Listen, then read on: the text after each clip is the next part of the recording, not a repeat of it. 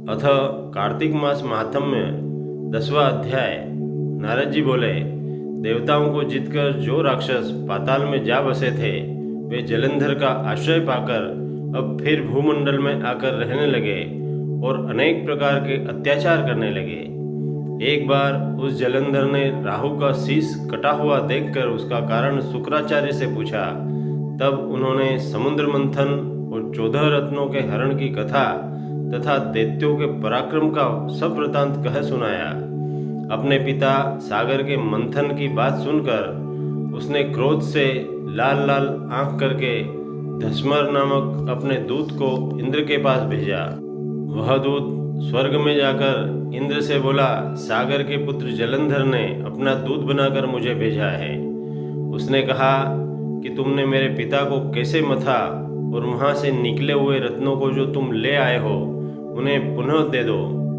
जलंधर के दूत के ऐसे वचन सुनकर विस्मित और भय और रोष से इंद्र धस्मर से कहने लगा, हे दूत, हमने सागर का मंथन इसलिए किया था कि पहले मेरे से डरे हुए पर्वतों को सागर ने अपनी कुक्षी में छिपा लिए थे और बहुत से दैत्यों की उसने रक्षा की थी, इसलिए मैंने भी उसके रत्न हर लिए।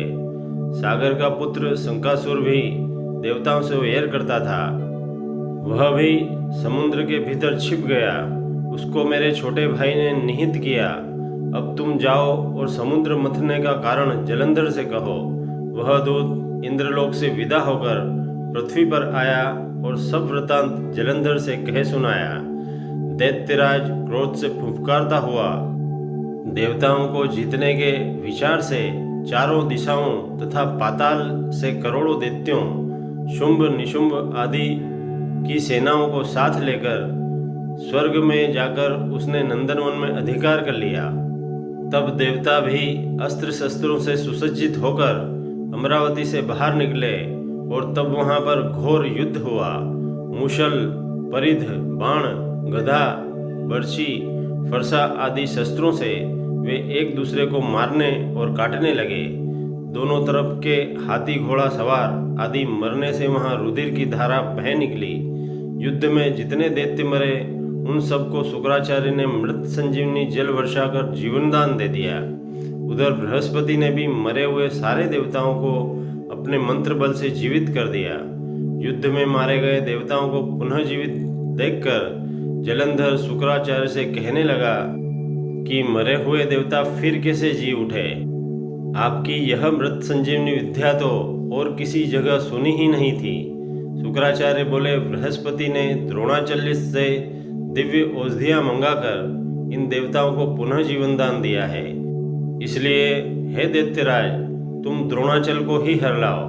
नारद जी बोले, दैत्येंद्र ने यह सुनकर द्रोणगिरी को लाकर समुद्र में फेंक दिया और फिर संग्राम को आ गया।